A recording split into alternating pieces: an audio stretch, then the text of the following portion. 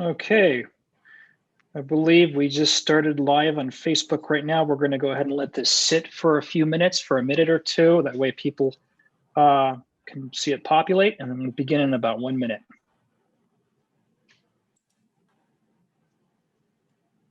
Live on Facebook right now. We're going to go.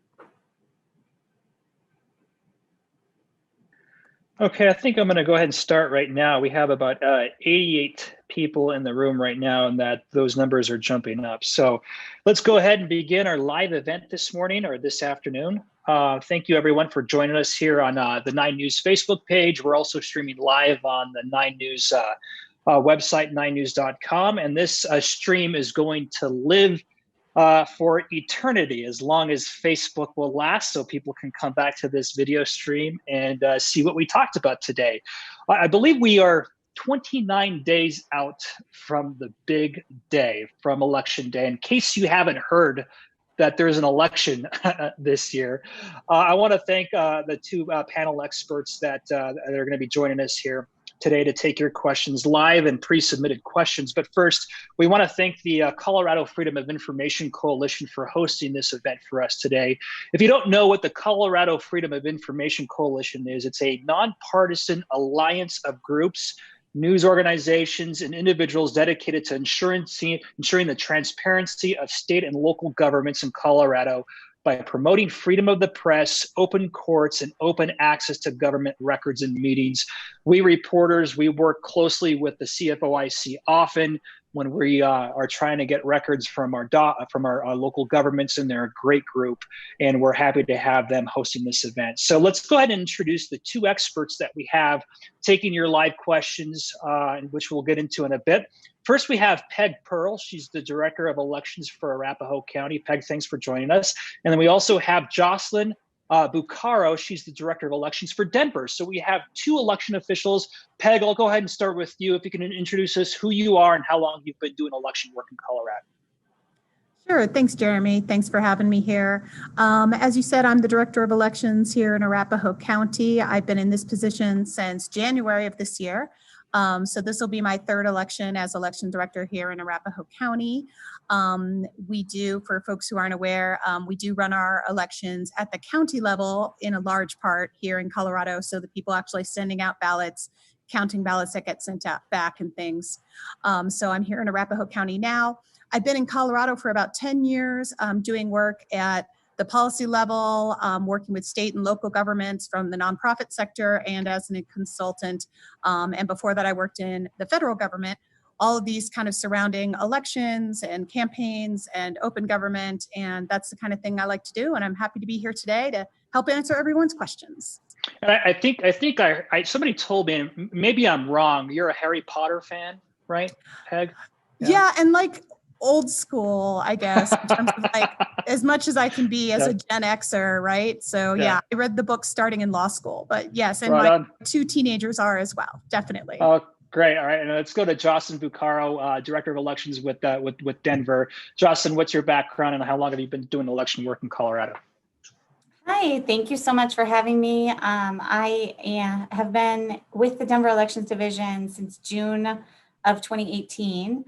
But I've been working in running elections since 2011. I started out in Ohio, so I ran elections there for 6 years, and now I'm here. Been here a little over 2 years, and very excited to be here. I have a background in federal government as well as in politics, and I'm very familiar with both sides of elections, both from the administration standpoint, but also from the voter advocacy and candidate side. So love working in elections. It's a passion. I was doing some snooping around your LinkedIn profile. I think it was your LinkedIn profile. You were a social studies teacher at one point too, right? Yeah. Right on. Also, yep, was a teacher briefly before I became a stay-at-home mom for a number of years as well. So I've had a lot of job titles. That's great. Well, if you ever go back to teaching, you have some great experience to talk about with your students. All right, so let's go and dive in with our first question here. The first question I think is really going to tip off a topic that we've been hearing a lot about in the news, and it comes with the perception that has been put out there that mail-in voting is rife with fraud. And this comes from Edward on Facebook. He says, "I don't have any questions. I know there is fraud with mail-in ballots." Let's go ahead and start with Peg if you want to respond to that question. So, mail-in ballots here in Colorado have been the baseline since 2013 when we created an all-mail ballot system to send out to registered voters, but really were in existence many years before that in Colorado through permanent mail-in ballot status and absentee ballot status from a lot of counties. So I think a lot of Colorado voters have been only voting this way in their entire voting life. And so we have a long data record here in Colorado that shows very, very, very small percentage of instances of fraud. And I think it's because we've worked really hard to build an infrastructure around the mail ballots. And there's a lot that goes behind the scenes that people don't know about. Everything from how the ballots are created and being sent out to people, the amount of list maintenance that we do on our voter rolls, and how we try to make sure that we're matching people to the right ballots, and how the ballots come back. If we have them, for example, in the mail stream, we use intelligent mail barcode in Arapahoe County and many other counties to be able to help track them back. If you use a drop box, we have bipartisan teams involved in bringing them back. We use signature verification to help make sure that you're the one who signed your ballot when you sent it back. So there's an awful lot of things in the system that kind of provide checks and balances at different places so that you can have confidence in the fact that your ballot is secure and safe, and that fraud is very, very difficult. And we have a data stream to show that it's also very, very unlikely and has not happened very often in Colorado. Jocelyn, if you would like to share your perspective about that question from Edward on Facebook. Yeah, sure. I think Peg hit a lot of important points that voters should understand about how we protect the integrity of the election. And I think from that perspective, I would just add that this is a system that's been in place in the United States since really the Civil War, when soldiers started voting by mail. It's a system that has existed with automatic mail-in ballots since the 1990s in the state of Oregon, which was the first state to offer all-mail elections. We've been building here in Colorado off the success of those preceding models, including Oregon and Washington State. And Coloradans now benefit from probably the best and most accessible and voter-friendly, voter-centric voting models in the country. If you prefer not to vote by mail, if you prefer not to vote that mail ballot, you have the option of voting in person here in Colorado as well. From October 19th, you can vote early. You don't have to wait till November 3rd to vote. So I think it's important that we point that out and highlight that Colorado makes it as easy as possible and gives you options. But then also just on the fraud front, voter fraud in general across the country is extremely rare. There are probably only hundreds of examples, and I say hundreds after tens of millions of ballots have been cast over the last 7 years here in Colorado and across the country and other states with mail-in ballots, and only finding a couple of hundred cases of potential voter fraud that might have been prosecuted across those states. It just demonstrates that it's so exceedingly rare and difficult to accomplish that all of the precautions and steps that we as election administrators take that Peg pointed out are actually working. And you should rest assured that regardless of how you choose to vote in November, your vote should count as long as you do what you have to do as a voter. And then, we will be as transparent as possible about how the process works so that you can rest assured that the results of the election are correct. Okay, cool. Great. So thank you for those answers. Let's go to a live question now we just got from Lynn Zierga on Facebook. So how do I know if my vote counted if I mail it in and someone decides it wasn't my signature? Whoever would like to begin. I can pick that one up first. So we do, as Peg pointed out, we have rigorous signature verification, and we have bipartisan teams of election judges who conduct signature verification. Here in Denver, we have a former FBI agent who comes in and trains our judges on how to conduct that signature verification. There are also rigorous standards set by the Secretary of State that all counties in Colorado use and follow. So we will be checking the signature on every single mail ballot returned to us and comparing it against signatures in your voter record. And if the signature doesn't match, you're going to get a letter in the mail, hopefully very soon after we receive your ballot. And the earlier you cast your ballot, the sooner you'll get that notification if there is a problem. And then you'll have up until actually 9 days after the election this time, November 12th, to return a cure if you did in fact vote that ballot. And if you didn't vote the ballot, you will still have the option of going and voting in person and filling out a form saying, I didn't vote this, at which point we will refer that matter to the district attorney for potential prosecution. I want to interject real quick because I think some people may be wondering about this. The signature verification from the ballot to what's on the voter registration record, is that done by a human being or is that done by a computer or is it done by both? I think it depends a little by the county. I mean, we have some technology that we use sometimes to do an initial pass for very, very like with an algorithm to do an almost exact computer matchup of some signatures. And then all of the rest go to a human. No computer will reject or send you to a cure and reject a ballot. But even that first step of the computer looking at it, for example, here in Arapahoe County, we don't even do that step on election day for the ballots that come in. They just go straight to the humans. We just skip that step and go straight to our teams and people looking at it.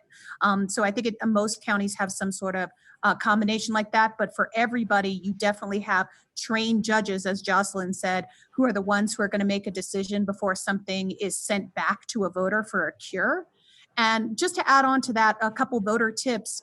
If you want to make sure you are notified as soon as possible, one thing you can do is you can make sure you have an email address in your voter registration record, because if we have an email address, we'll send you that cure notification by email as well as by mail here in Arapahoe County.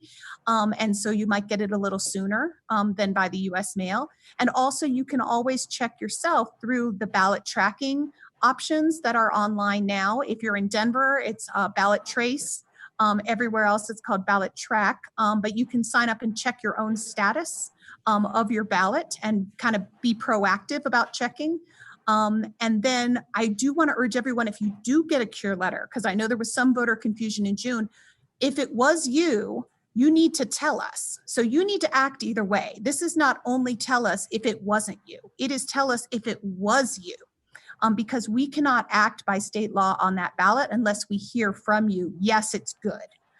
So make sure that if you get that letter, you let us know, and you can let us know. The letter will tell you by email, by fax. There's even a mobile option to do it on your phone. So just make sure that you do respond back to us, as Jocelyn said, before the deadline, so that we know it's you, and then we can process that ballot. That's great. Great answer there. And I think for people who are just joining us, again, we have Peg Pearl, Director of Elections with Arapahoe County, and Jocelyn Bucaro, Director of Elections with Denver, joining us today. One of the websites I think we'll have our social media manager put in the comments below is govotecolorado.gov. And there's a lot of information in that website where people can connect there. There's a lot of questions that can be answered in that website, which leads us to some topics you've already touched upon, Peg, about how can someone, know that their vote was counted? And that's Kyle's question from Facebook. Can I check online to make sure my vote was counted correctly? There are a lot of places you can check on sort of the status of your ballot. So again, that basic website you were looking at there, govotecolorado.gov, you can log on and you can check your ballot status there. There is also now statewide ballot tracking where you'll actually get a notification sent to you, again, by email or even text message if you prefer. You can set up those signals so that you don't have to log on and check.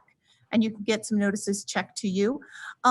If you want to be really thorough, for example, Arapahoe County, once we're in the process that we're sending like these cure letters, we put a list on our website, because that is public information, of everyone who we sent cure letters to on the website. You could check that list every day and make sure you're not on it. So there's a bunch of different levels of information that is all open to the public. But certainly as a voter, you can sign up for those ballot tracking notifications to come straight to you. And then you can always log into the state and the county website to check and see. And if you're really concerned, maybe you logged onto that website and you don't understand what it says for your status, you're not quite sure. Every county usually also does have a phone number, a voter hotline you can call. Here, I know in Arapahoe County, we have a room of people with plexiglass and social distancing right now, but they are answering your phone calls during the week. If you want to call, they can look up your voter record and talk to you exactly about what's going on with your ballot. So you would want to call your county clerk's office for that. Great. So let's go to another pre-submitted question that we had from Val on Facebook that she submitted earlier. When we made this posting, a lot of people feel that they want to vote in person. They want to physically, stand in line and have that voting experience. Where can they find out? Val is asking, where can I vote in person? So if you live in Denver, you can go to denvervotes.org/voter-info. And you'll see a map and a list of all of our in-person voter service and polling centers, along with ours. Our main office, Voter Service and Polling Center, also known as a VSPC, will be opening next Monday, a week from today. But we have relocated that location from the elections office building to the McNichols Civic Center building across the park, if you're familiar with the Civic Center area in downtown Denver. That location opens next Monday. After that, we have 4 phases of sites opening beginning October 19th. And you can see all of those opening dates and hours, as well as a map at denvervotes.org/voter-info. Okay, and we'll have our social media manager put that that website link in the comments below. Let's go to another question here from Leslie on Facebook. When do we have until to register, make sure we were registered to vote? How much time do people have? Well, you can actually register all the way up until Election Day. It just depends on how you want to vote. So if you want to vote a mail ballot that is mailed to your house, then you should be making sure your voter registration is current now. So the first batch of ballots will be mailed out starting this Friday. And then we'll be doing supplemental mailings in the coming days after that. If you're trying to vote in person, when those in-person vote centers open, then you can actually register to vote in person right when you vote, or change your update then. Or you can just you change your update right before you go in person. In terms of if you do want a mail ballot, there is a deadline in that we're not allowed to continue to mail ballots all the way up to the last day, because we have to receive those mail ballots back by 7 p.m. on Election Day. So you don't want me mailing you a ballot the day before the election. That would not be good. So we are limited to the Monday before, October 26th, in terms of the sending out mail ballots.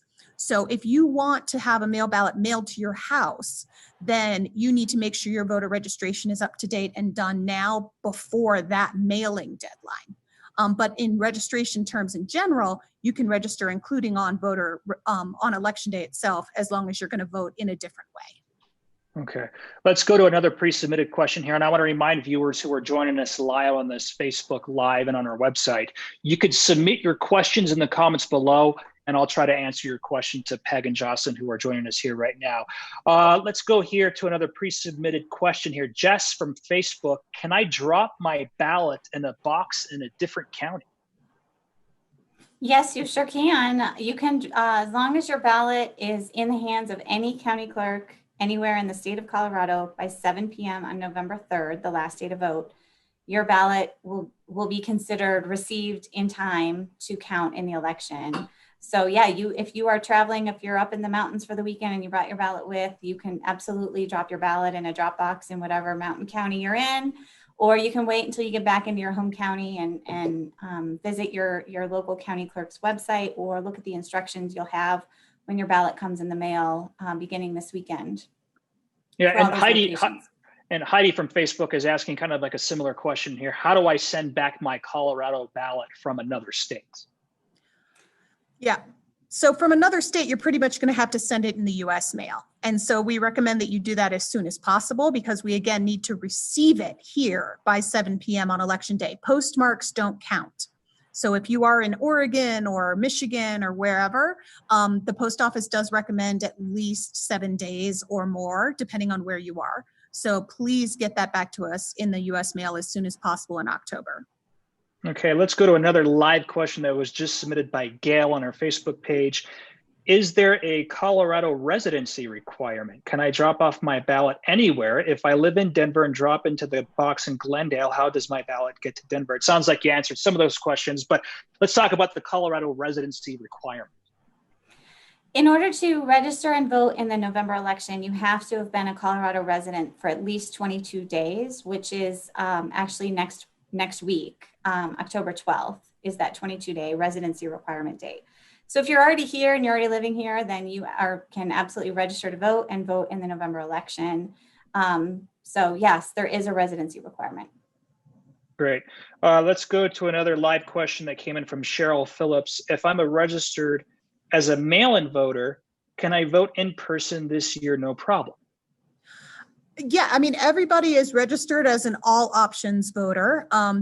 Basically, if you're here in person in Colorado, you can vote your mail ballot, or when your mail ballot comes to you, as Jocelyn said, there will be a list inside that tells you all the places to vote in person. The only thing I'll add to what she said before is we really want to encourage you guys to vote in person earlier than final election day, especially with the public health concerns that we still have. These vote centers are going to be open at least 2 weeks or more in every county. And we're open for the first time from 8 a.m. to 5 p.m. on Saturday, October 31st. So we'd really love people to spread out when they come to vote in person, have that in-person voting experience, but have it in a way that's safe, that doesn't create backups and lines. We are wiping down equipment, but we're going to have to distance lines 6 feet between each person waiting in line. And it works a lot better if people come over the whole 12 days of early voting instead of all coming the same day on that final Tuesday. So please, if you want to come in person, you are welcome. But look at those other 12 days. Vote in October. You'll have no line, and there still will be stickers, I promise. Okay, great. So you touched upon this a little bit, Peg, about what it's going to look like when people do vote in person, especially in the days of this pandemic. You touched upon that. Jocelyn, if you can talk about how you guys are making sure in-person voting sites, drop-off sites are safe during this pandemic. Sure. So we're following guidelines and protocols put in place by the Secretary of State, as well as under direction from the Colorado Department of Public Health and the CDC guidelines. So we will have, we're obviously striving to protect not only voters, but also the election judges who are working the election.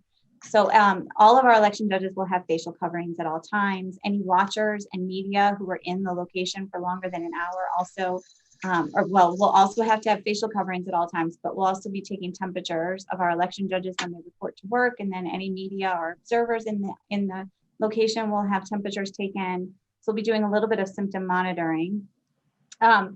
We are physically distancing voters. If they are waiting in any kind of a line, there will be 6 feet of distance that we'd like to maintain between voters. And same thing while they're voting in the booths. Our booths will be spaced out.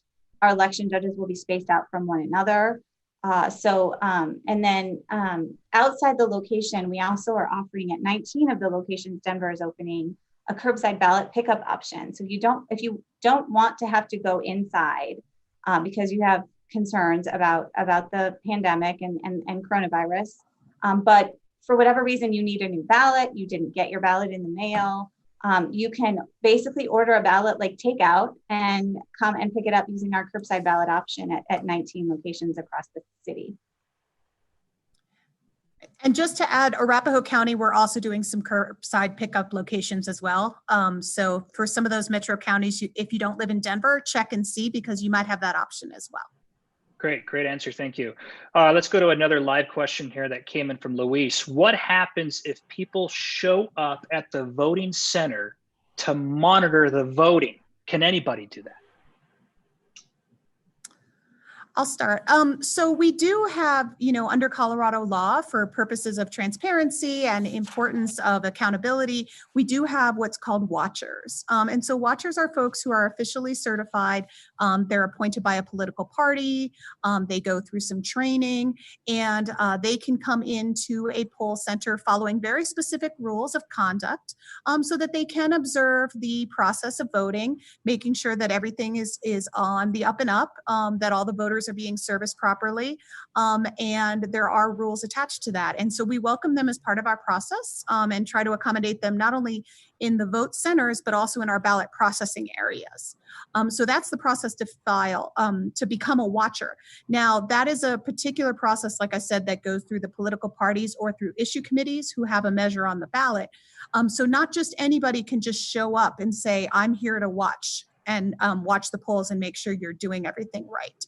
We do still need to balance the need for folks to have the access to come in and exercise their right to vote, and their right to vote in a private and safe way. So that's the way we balance those different needs here in Colorado. Peg, if you'd like to answer what, I'm sorry, not Peg, Jocelyn, if you want to answer what Denver is doing with watchers showing up. Yeah, well, same thing. I mean, we all fall under Colorado law, which, as Peg pointed out, requires a political party or an issue committee to officially appoint a watcher. They cannot just arrive at a location. And if they do, we'll ask for the certificate of appointment.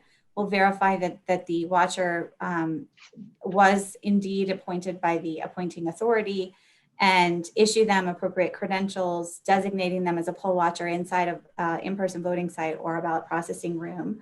But just to highlight another important point, poll watchers cannot necessarily congregate outside of an in-person voting site or around a 24-hour ballot drop box. We've had this question here in Denver. There is a electioneering radius outside of the entrance to all of our in-person voting sites. You cannot be within 100 feet of the entrance with any kind of electioneering, and you can't congregate or loiter close to the entrance to an in-person voting site. If we encounter anything, any behavior like that appears to be interfering with a person's access to a 24-hour drop box or an in-person voting site, we will engage with public safety, with the police department, and work with law enforcement to address that, because that would potentially be a violation of Colorado law. Intimidation is prohibited in Colorado law. Great. Okay, good. So let's go to another question here from Bob on Facebook, and we've kind of touched upon this issue a little bit earlier in this stream. How do you ensure the voter lists are accurate before sending out ballots? I can hit that one first. So we have a number of different agencies that we work with to maintain our voter list. The most obvious one is the Department of Motor Vehicle under the National Voter Registration Act, under federal law. We actually receive automatic nightly updates from the Department of Revenue here in Colorado with any address changes from voters on our voter registration rolls, as well as now, last year, thanks to legislation passed in the legislature, we also have automatic voter registration for eligible citizens who are not currently registered. When they interact with the Department of Motor Vehicles, will now automatically be registered to vote and added to our rolls.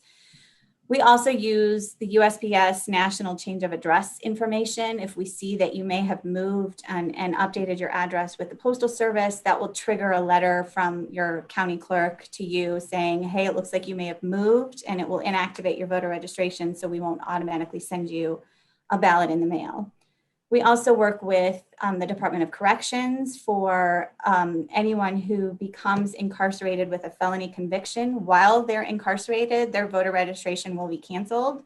So that's another agency that we work with to maintain our list, along with the Department of Public Health for voters who are deceased, to remove them from the rolls as well.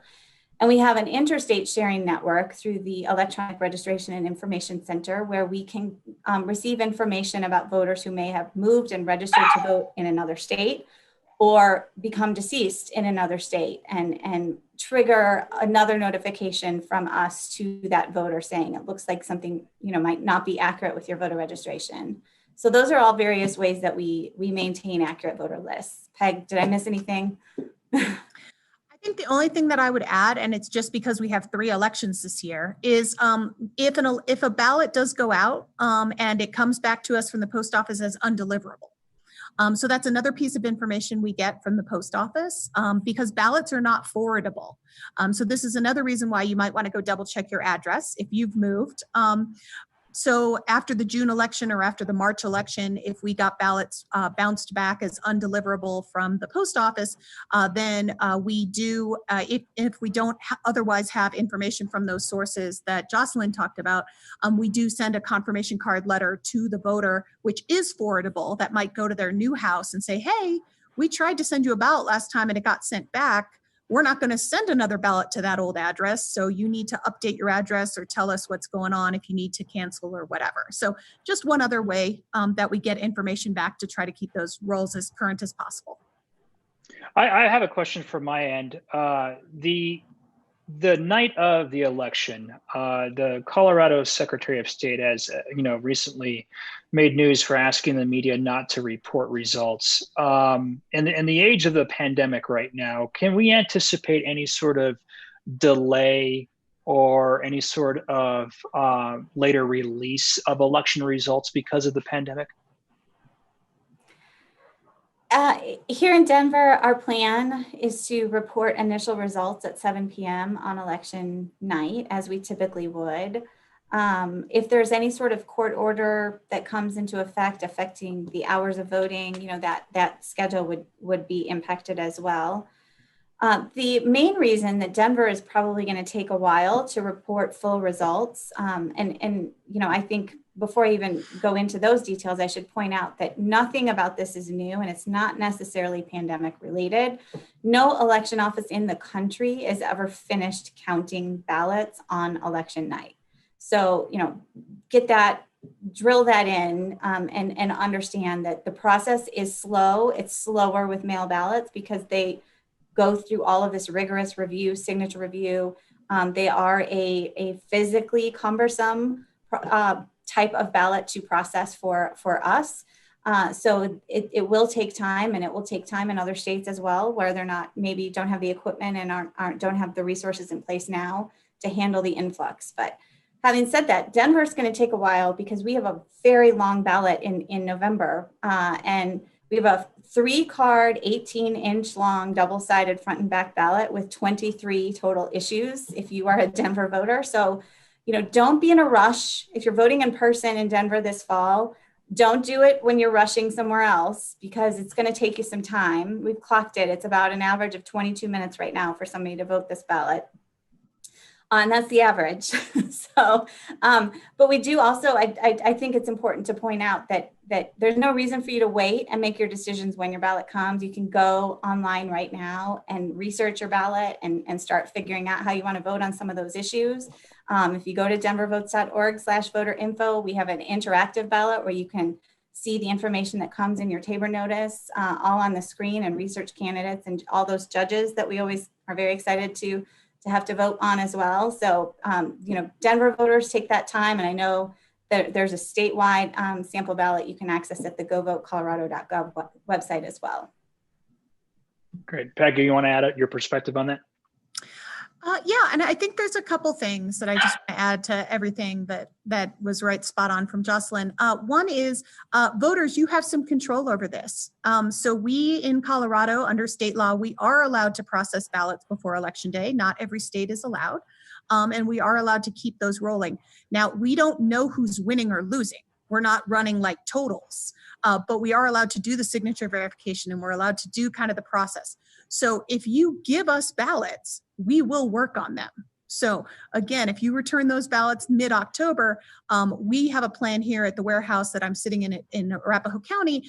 We'll work every weekend in October pushing those ballots through so that we can have as many as possible done by that 7 p.m. results on election day. But if voters don't come and vote until Monday and Tuesday, the last 2 days, then we can't be processing votes earlier in the month. The only other thing related to the pandemic that's a little different, and I know everyone's doing this, but just on the off chance that somebody does get sick and people have to quarantine, we've hired a lot of backup judges, election judges. We're doing things in shifts to try to reduce the number of people who might be exposed if there was somebody who got sick. But we don't know for sure what would happen. So it's entirely possible that we lose a shift of signature verification judges. Now, obviously, we're to quarantine, right? Just to be safe for everybody. We are doing everything we can to make sure that doesn't happen, spreading out into different rooms, doing shifts, etc. But that is one little twist that the pandemic has added to the already complicated ballot processing process. Great. Let's go to another live question that just came in from Lisa. Will there be drop-off places where I can leave my ballot without getting out of my car? Yes, at least in Arapahoe County, for sure. We have some of our 24-hour drop boxes are situated in parking lots in a way that you can drive up to them. But at a minimum on election day in Arapahoe County, at some of our busiest locations like Center Point and Smoky Hill Library, different places, we will have tents out there with basically a drive-through system for you to be able to drop off your ballot without getting out of your car. So there definitely will be places to do that. Same thing in Denver. We have 19 drive-through locations where you can either do the curbside pickup that I mentioned earlier, or you can drive through and drop off your ballot. Okay, great. Let's go to another question from this person. How do you verify the counting machine software is not manipulated and is counting accurately? We have two primary tests that we run in every election in Colorado. The first one is conducted after the election and the ballots are set up. We conduct a logic and accuracy test. Denver is actually conducting its test tomorrow. If you want to tune in to the Denver Elections Facebook page, you can watch our public test of our system tomorrow. But that involves testing to make sure that the tabulation system is recording and counting the votes correctly. And it involves both hand marking and voting on our tablets, hand marking paper ballots, voting on our tablets, and then conducting a hand count of those results in addition to testing the tabulation system to make sure that the hand count matches the tabulated results. And then after the election, we do another test. After we've counted all the votes, we conduct a risk limiting audit of the results to make sure that the results are correct and that the right winner was called. And if you want to learn more about our risk limiting audit procedures, we have a great video tool. It takes a couple minutes to watch on the Denver Elections website, and I'm sure Peg has one on the Arapahoe County website as well. You can geek out on risk limiting audits. Cool. All right, let's go to another live question. Does Colorado purge voters that are still alive and have not moved from the voting rolls like red states do, such as Georgia, Wisconsin, and Ohio, are doing to suppress the vote? And of course, we haven't verified that question. That question came in live. Any response to that question that you could offer? Well, what I will say is that right now under Colorado law, like I said, if you had a ballot that came back undeliverable, we don't send another ballot. And what that means is we make you inactive. Now, inactive does not purge you off the voter rolls at all. It just means we're not going to automatically send you a ballot at that address. So we didn't purge you.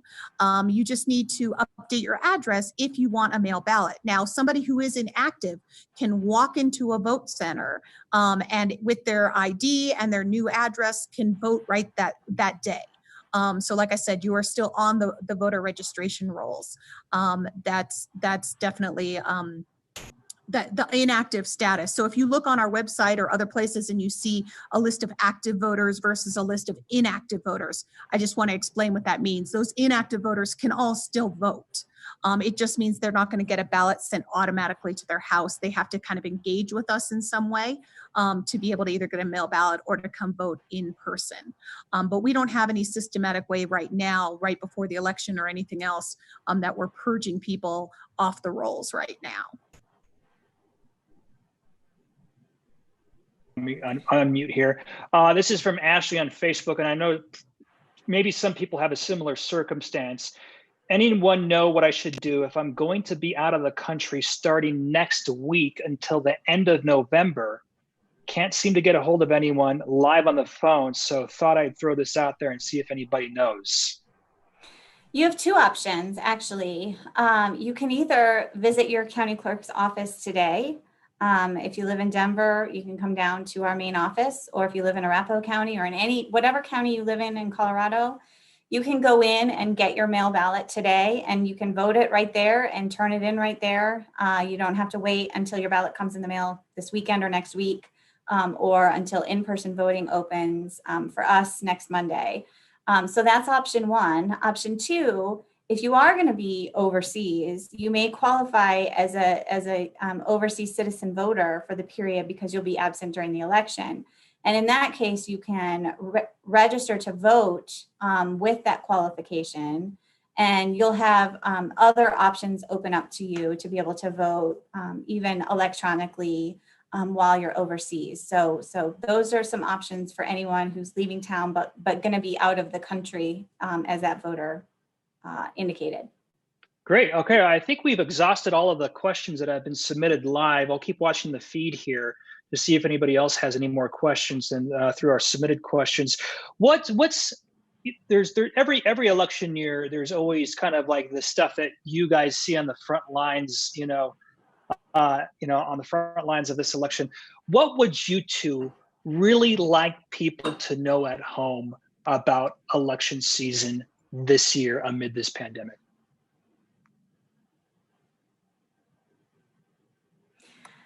Go ahead, Pearl. I'll start with one thing.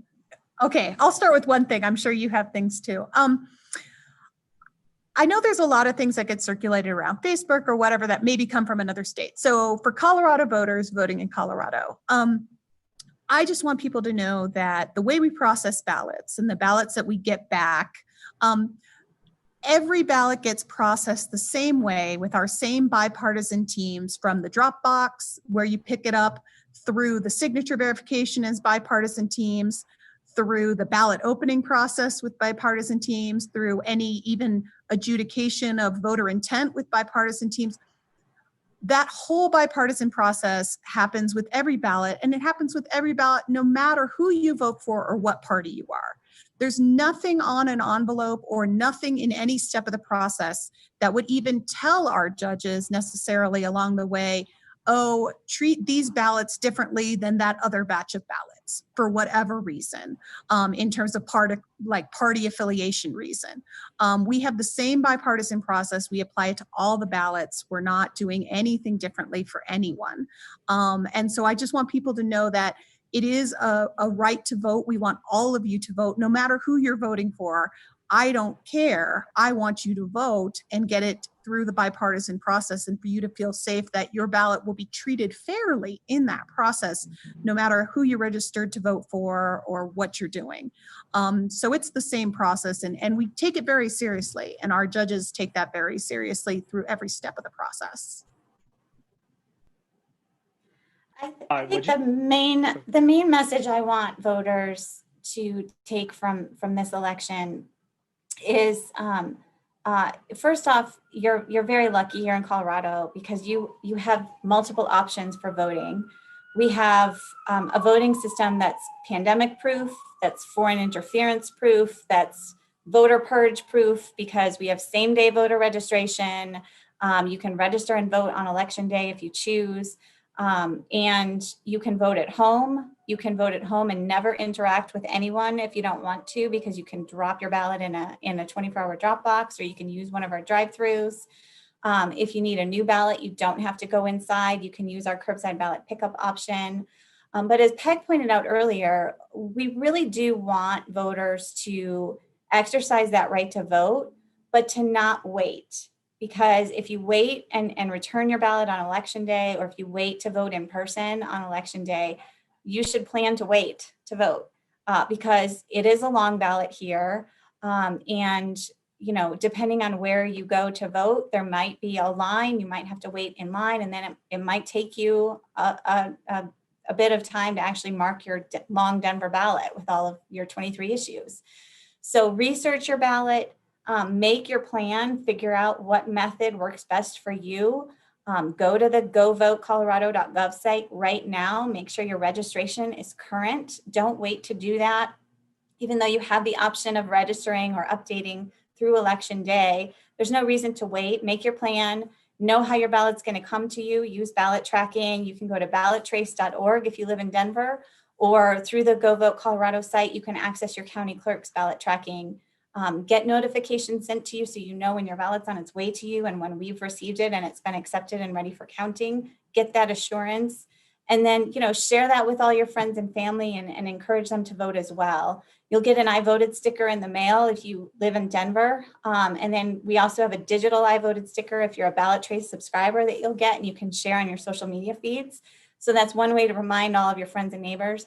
But we really do want to encourage people to make your plan now, know what you're going to do, start researching your ballot, and make a plan to vote before November 3rd. Yeah, I mean, the way you're describing the ballot reminds me of my SAT test back in the day. I don't want it to sound bad, like it's cumbersome, but it's a lot of important measures, and we want voters to be informed. So people have to study what they're voting for. Thank you so much, Peg Pearl from Arapahoe County and Jocelyn Bucaro. Thank you for joining us here on 9 News. A reminder, this stream is going to live on our Facebook page. Thank you for submitting your questions. And of course, if you check the comments below, this live stream, we have some websites there where you can check your registration. You can you can sign up for ballot tracking and all of that. So thank you so much, Peg and Jocelyn. Good luck this election season, and I think that's it. Thank you for joining us. Thank you, Jeremy. Take care. We'll see you. Bye. Thank you. Bye.